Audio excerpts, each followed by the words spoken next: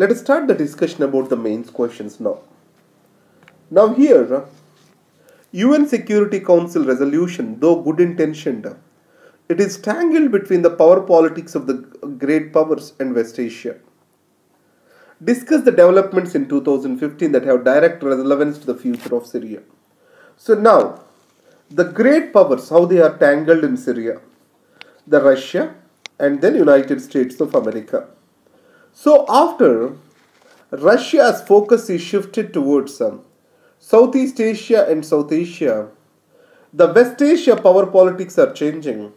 In this context, Russia wants to fill the vacuum by building on the pillars of Iran on one side and Syria on the other side. And Russia wants to protect the state structure of Syria and want to secure the future of Assad. On the other hand, USA till now held the ground that only the future of Syria has to be there or has to exist based on the Assad's exit from the post. Now, this particular compromise is being, our conflict is being overcome through United Nations Security Council Resolution 2254. Now, added to that, in the West Asia, the Iran nuclear agreement has improved the status of the Iran and its economic might, and the proxy war between the Saudi Arabia and Iran may get strengthened. So the Syria is seen as a proxy war where Assad is supported by Iran and the rebels are supported by Saudi Arabia. And another issue is recent shutdown of the Russian flight by the Turkey forces. So in this context, it has led to a bitter conflict diplomatic row between these two countries. You have to talk about the Kurdish protection units, people protection units, which are seen as extremist outfits, and the Turkey is feared of the nationalism, Kurdish nationalism over there. So all these points I try to talk with regard to this particular question. Now, recent amendments to the defense offset policy are not in line with Make in India. So, it means what are the recent amendments we have to focus and critically analyze them. How they are not in line with the Make in India, we have to criticize that. So, the Make in India objective is to create and nurture a nascent industry over here, and we need to boost the exports. It is not just about making India by the Indian industry. Even the global manufacturers also shall make India as a base for their manufacturing. This is what is the objective of Make in India. So in this context, though we have signed $40+ billion of deals after Modi has come into power, nothing in them actually agreed to manufacture in India. So our offset policy itself is diluted to allow servicing of these aircrafts, etc., as a part of the offset policy. And second criticism is our offset policy is making India a reassembly place rather than a complete development of a military industrial complex in India. So in this context, lack of human resources and professionalism in our functioning. So no investment on the research and development, these things you can touch on, which have failed us to realize our Make in India. And the defense offset policy is just an instrument. It is shall be balanced along with the national strategic interests. So you cannot make the vendors get away from India by pushing too much to the corner. So from that way we have to discuss this answer. Rajya Sabha relevance is not in supporting the Lok Sabha, but giving it a necessary wisdom. So in this context, the relevance of Rajya Sabha, the Rajya Sabha has to defy the populistic rhetoric of the day, and it has to calm the nerves of the legislative process. Remember this point. It means that whenever the Lok Sabha is tempted to make a law in response to the populistic pressures and to play to its needs of a constituency, the Rajya Sabha's wisdom has to prevail over the Lok Sabha. So, delay in Rajya Sabha shall not be taken as against the Lok Sabha's interests. It is in line with our constitution. And second thing is the permanency of the house. And third thing, the federal nature, how it has to be, it is going to protect the federal interests. This comes as the other points. Next is communication, community orientation, capacity building shall be the three pillars of policing in India. Now, communication means here the modern tools of communication and use of the social media to build the perceptional gap between the citizens and police and develop the trust and confidence among them. Community orientation, you talk about police in uniform, is also a citizen, and citizen is also a police without an uniform. So Maitri, so building the community policing, so the any society stability lies in people ability to self-regulate them. So it lies in very behavior of the community. So crime prevention shall be the primary responsibility of the community. So in this context, developing the deeper relations in the communities is very much important. You can talk about Maitri in Andhra Pradesh, etc. And the capacity building, especially development of training, professionalism, and also specialization with regard to the investigation and law and order management. These are the things you can talk about.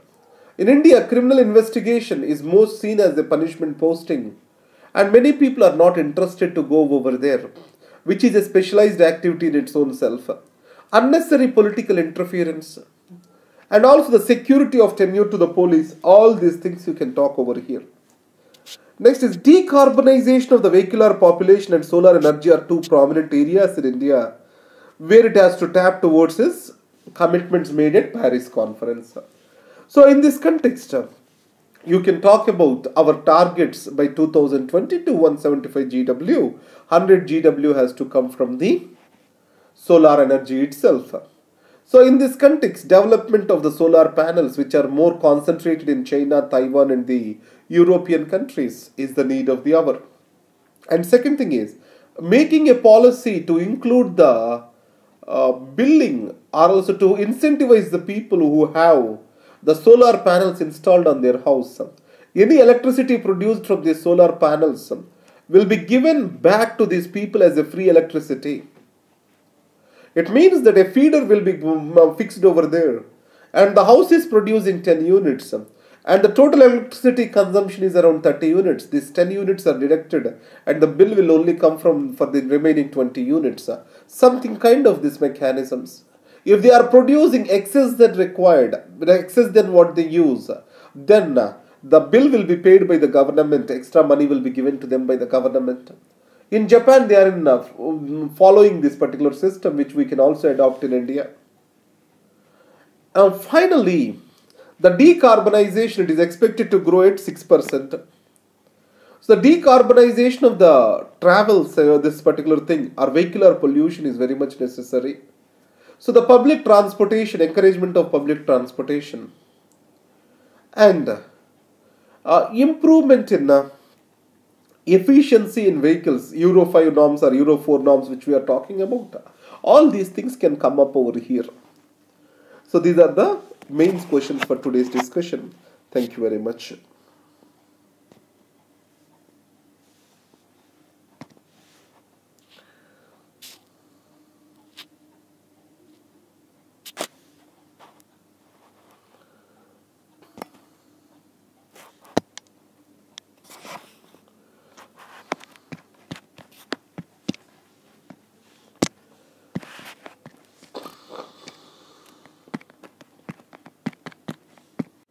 Good evening.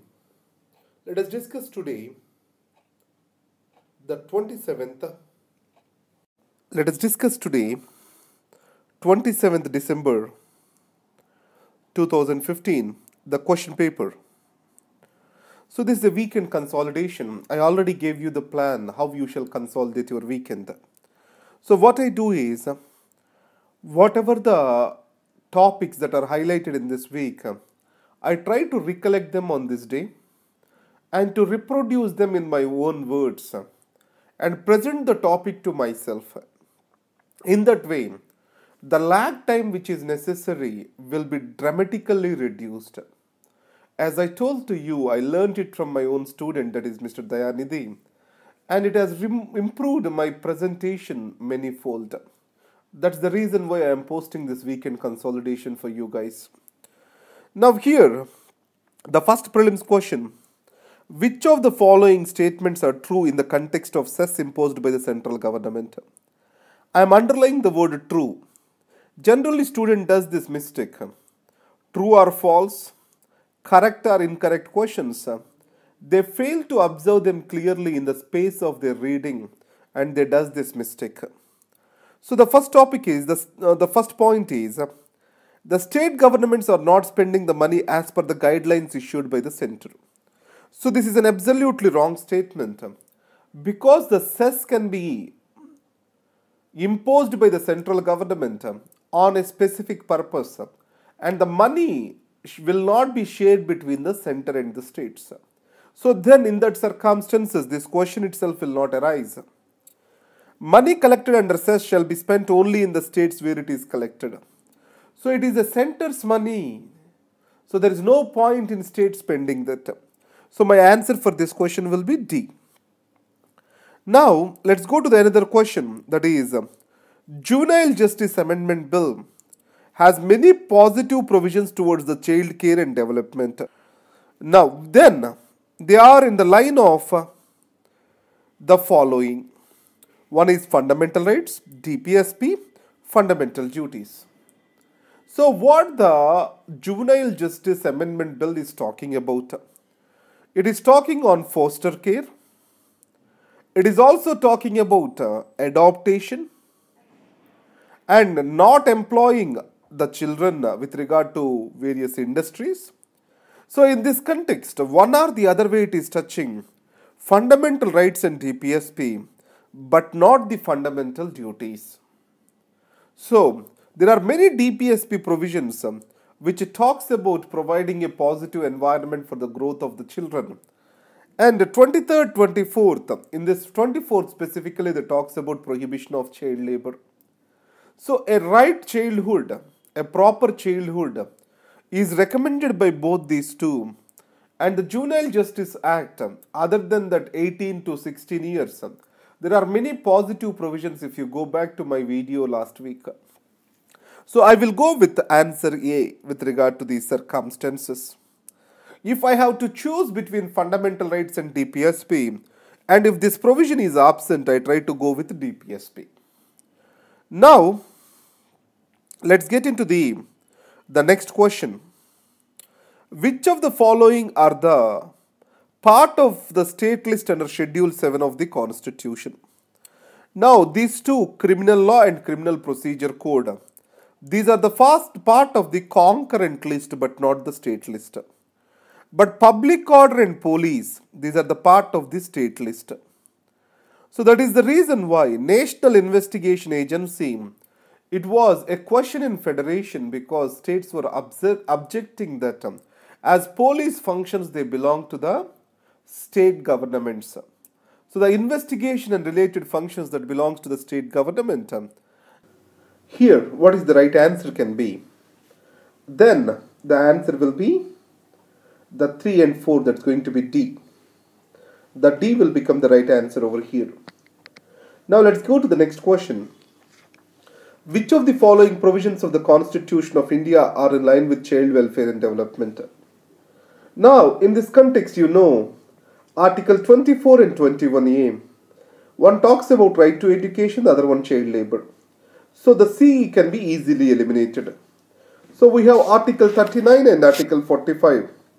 Here we need to have certain factual memory. Article 45 talks about early childhood care up to 6 years. And then Article 39, it talks about general welfare of the children. So 39 and 39A, 39A is not related, but they are introduced through the 42nd Amendment Act. So the answer will be D, 1, 2, 3, 4 again. The next question, let us go. Which of the following is not a reason for falling exports of India in these financial years? Or in this financial year, sorry, the question is a bit wrong. So, loss of competitiveness of Indian goods. Now, if you see the Arvind Subramanian's article, it talks about growing uncompetitiveness of Indian goods and services. Though the Ministry of Commerce rejects this, the argument of the Ministry of Commerce is related to a reduction in petroleum and other products, that is, gems and jewelry. Their reduction in price is leading to the reduction in the value addition that is cost. And next, devaluation of the Chinese yuan. It has made the Chinese goods cheaper compared to the Indian goods. So this can also be cited as a reason. Loss of value for OPL and gems in the international market. As I said to you already, that is the Commerce Ministry's argument is. But rise in interest rates by Fed, it devalues our currency because more the investments will be flying back to United States of America. Then our currency is bound to lose its value. Then our exports become cheaper. So it shall intensify the export growth. So this cannot be an answer. So as he is asking about an incorrect statement, answer has to be again D. Now WTO conference. Which of the following are in line with India's interests? Now, the e-commerce, it is part of the new issues, and the developed countries are pushing for e-commerce investments, free trade and all these things. The special safeguard mechanisms, special and differential treatment, concessions to Indian public stock holding, to provide for the food security and to give our Food Security Act to operate. Then answer will be 2, 3, 4. The B is the right answer over here. Which of the following do not hold the relevance of Rajya Sabha for Indian federal polity? Now it's a bit tricky question. Answer is not. Again, the students bound to do the mistake by seeing this not. Many of the students does that. At least 2 or 3 questions student will come and feel, oh, I know this question but I did a mistake. That kind of attitude or that kind of situation shall not come. It means for that you need to underline that word not over there. So, Indian federal polity, one is equal representation to all the states absent. In Indian Rajya Sabha, unlike as like the Senate in the United States of America, which has equal representation for all the states, we don't have such an equal representation. Article 312, creation of All India Services. Yes, Rajya Sabha has a greater authority. And indirect elections. So the members are elected from the elected members of the Legislative Assembly, that is to give representation to the legislature. And the permanent nature, because these members are not directly elected from there, the very point flows from. So in this context, which is not, then what will be the answer? That D will be the answer. And next is 8th question. Identify the restraints on the freedom of speech of an MP on the floor of the House. Yes, we know anti-defection law and whip of the political party. These two for sure we know. So answer can be 1, 2 or 1, 2, 3. But this cannot be B and C. So disqualification under Article 102 of the Constitution. It has no considerations with regard to the free speech.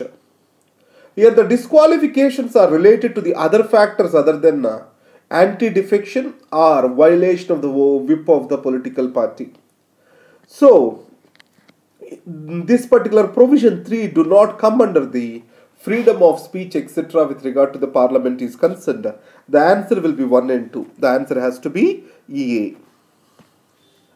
As for the defense offset policy, how much percentage of the actual cost of the procurement need to manufactured or serviced from India?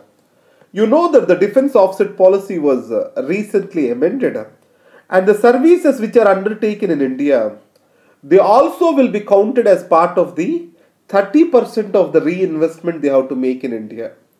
If the project cost is 100 crores, in this 30 crores of the value that has to be added in India, that is called defense offset policy, for the items which are greater than 300 crore, for any value greater than 300 crore. Answer is 30%. Which of the following agreements concluded between India and USA? Yes, Sismova. It is careful.